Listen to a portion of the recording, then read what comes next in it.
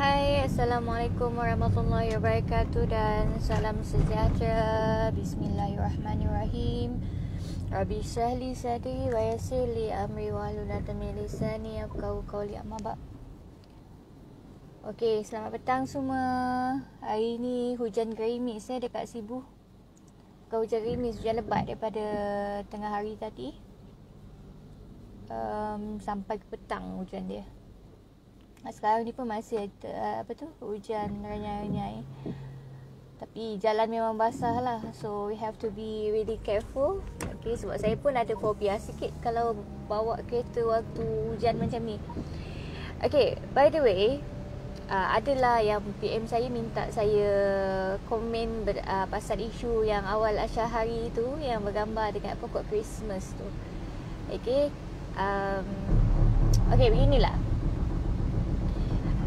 Saya tak nak rakan-rakan saya yang bukan beragama Islam salah faham bila saya cakap apa yang saya nak cakap dalam video ini tadilah, sebab saya ramai rakan-rakan yang bukan beragama Islam dan saya tidak nak ada hubungan yang tidak baik kepada rakan-rakan yang bukan beragama Islam.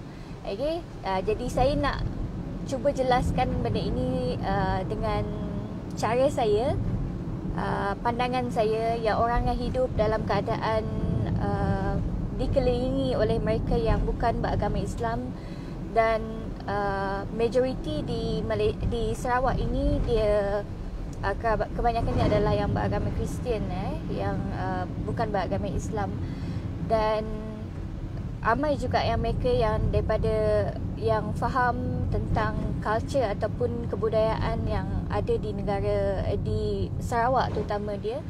Mungkin memandang apa yang berlaku pada awal Asyahari itu sehingga dia dikecam oleh netizen Malaysia. Bergambar di tepi pokok Christmas dan kemudian memakai topi.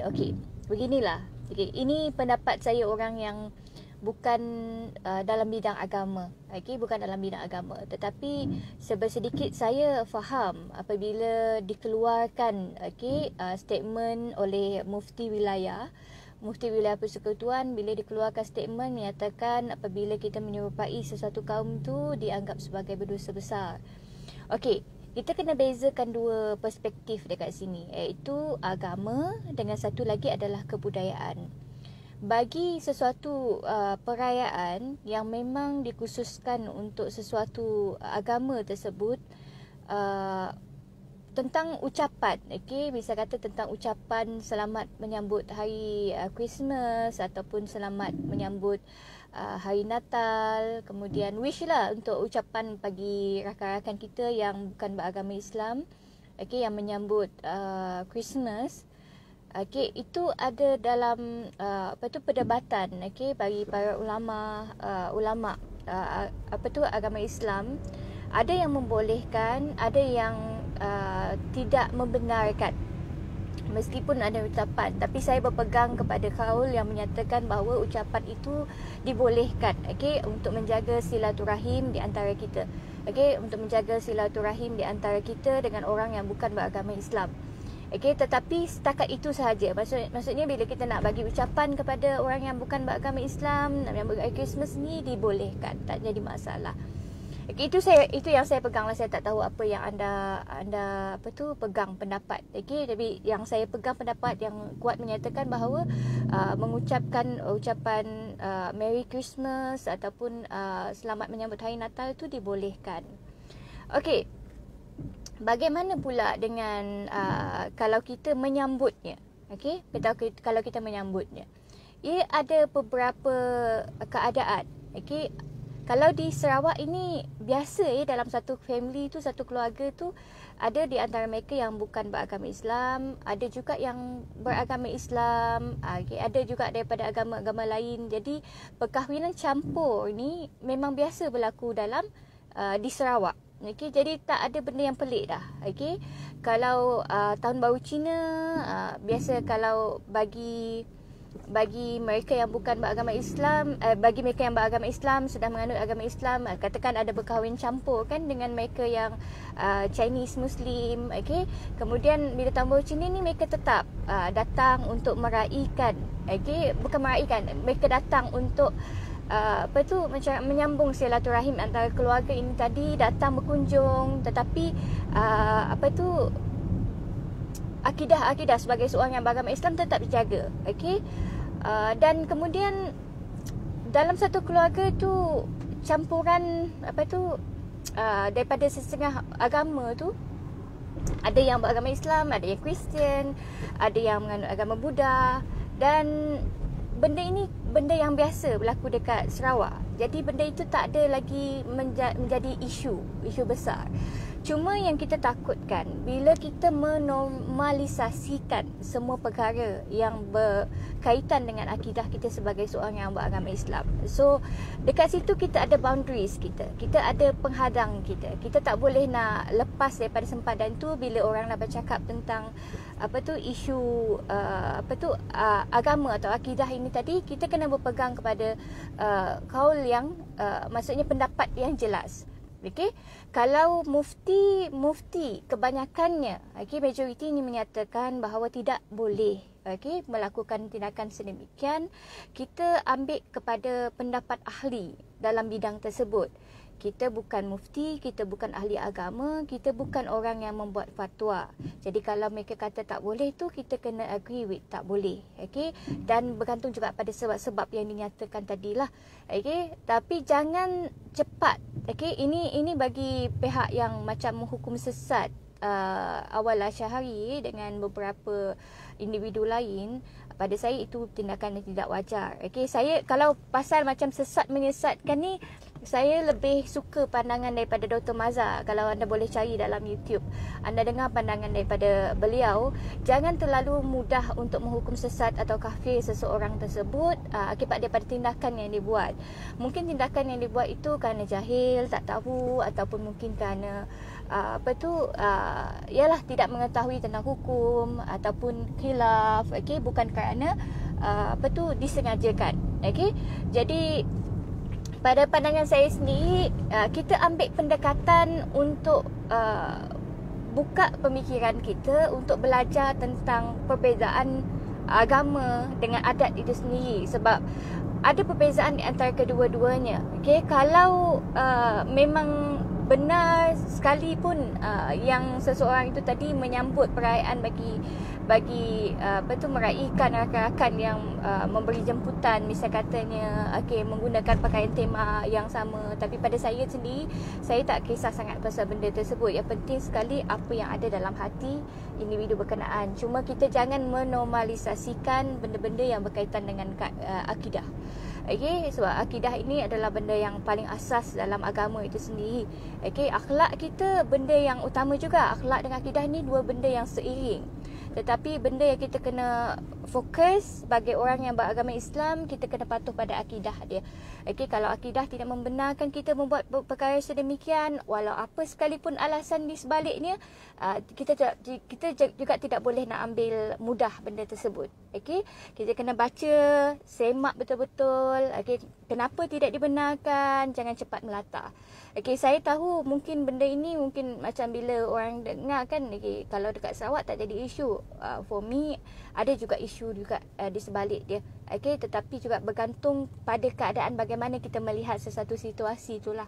Okay, saya tidak mengecam individu yang mengkritik Awal Asy'ari dengan beberapa orang artis yang buat tindakan meraihkan Merry Christmas. Tapi saya juga dalam masa yang sama tidak juga mengecam tindakan mereka ini tadi untuk meraih rakan-rakan yang memberi jemputan kepada mereka.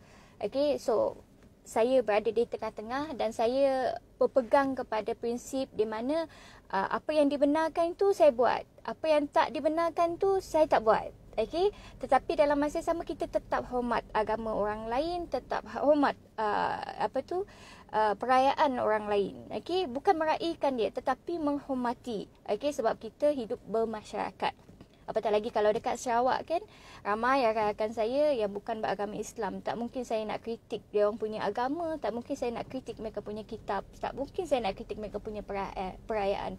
Sama seperti kita tak suka agama, perayaan, dan apa berkaitan dengan agama kita dikritik, mereka pun dalam keadaan yang sama, mereka tak suka dikritik. Okey, jadi kita kena menghormati antara satu sama lain, menjaga sensitiviti agama itu sendiri.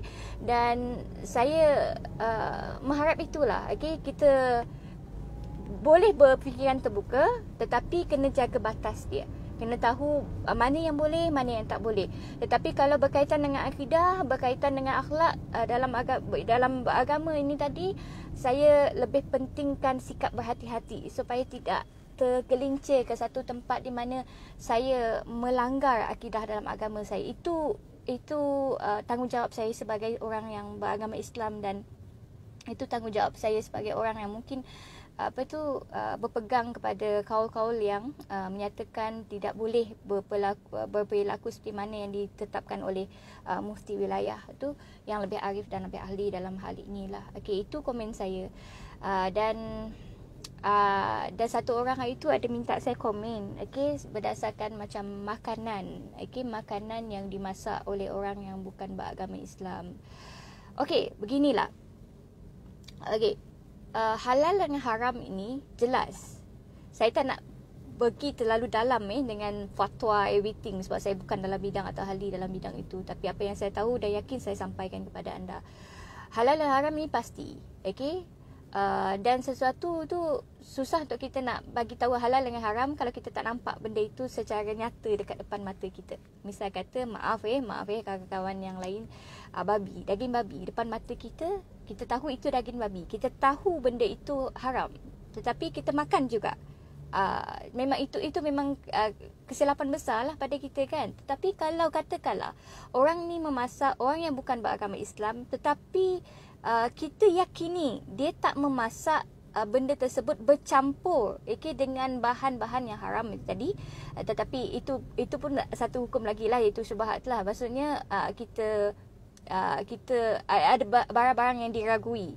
Okay, tetapi kalau kita yakin yang mereka ini yang bukan beragama Islam ini memasak, tetapi masakan yang dibuat itu tidak mengandungi unsur-unsur yang haram, okey, unsur-unsur yang boleh mendatangkan keraguan kepada kita yang beragama Islam, kita boleh makan, tak jadi masalah. Tetapi sekiranya kita was-was adalah baik untuk kita, akhlak kita sebagai orang yang beragama Islam, itu beza akhlak kita sebagai orang yang beragama Islam, kita kena berhati-hati. Okey, berhati-hati tu janganlah sampai menghina orang punya makanan everything. Ini orang yang bukan Islam yang masak renti haram, tak semestinya. Sebab ada orang yang bukan beragama Islam, masakan dia tetap halal, dia berniaga tempat yang halal, dimiliki oleh orang yang orang yang beragama Islam itu sendiri, dan dia tahu menjaga bahan-bahan itu supaya tidak menimbulkan syak ataupun was-was ke dalam diri orang yang makan makanan tersebut lah. Okey, dia kena sangat-sangat teliti lah. Jangan terlalu cepat untuk menghukum sesuatu perkara itu haram, halal, kemudian cepat sangat menghukum benda tersebut boleh dan tak boleh. Okay, agama ini walaupun ia mudah, tetapi janganlah memudahkan dia. Okay, jangan mengambil mudah, bukan memudahkan. Jangan mengambil mudah setiap semua perkara. Kita kena hati-hati juga. Okay, so I think saya tutupkan benda ini dengan satu perkara di mana sebagai seorang yang beragama Islam, kita punya pegangan adalah akidah. Kalau sesuatu perkara tersebut melanggar akidah sebagai seorang yang beragama Islam, apa pun yang melewatinya tidak akan berjaya untuk melupuskan akidah tersebut. Faham? Tidak berjaya melawan akidah itu. Sama juga dengan Malaysia kan, ada perlembagaan. Apa undang-undang yang melanggar perlembagaan, dia tak boleh diterima pakai. Faham? Okey. Jadi akidah dalam agama ini tadi kita pegang sebagai benda yang pertama. Kalau tak boleh, apa alasan sekalipun, menjaga silaturahim ke apa-apa yang macam common sense, logik kita sebagai seorang manusia tidak boleh membatasi apa yang tidak dibolehkan dalam agama. tak boleh menghalalkan sesuatu perkara, tidak boleh menghalalkan sesuatu perkara sekiranya sesuatu perkara itu memang jelas-jelas haram, memang jelas-jelas berdosa besar. Jadi kita kena faham daripada perspektif itulah. Dan saya minta maaf kalau apa yang saya cakap dan utarakan ini mungkin mengguris hati mana-mana rakan yang bukan beragama Islam. Tetapi saya tidak ada berniat seperti itu. Saya hormat agama anda. Saya percaya setiap agama itu dia memberi benda yang baik, okey. Agama tidak mengajar orang berbuat jahat, okey. Tapi untuk aku agamaku, untuk kamu agama kamu. Jadi seperti mana saya menghormati agama anda, seperti itu juga saya minta anda hormat agama saya. Okey, kalau orang lain tak ada hormat, saya hormat. Harap anda pandang jugalah pada orang yang hormat agama anda. Okey, Merry Christmas to all of rakan-rakan yang menyambut Christmas. Okey, dan Happy New Year.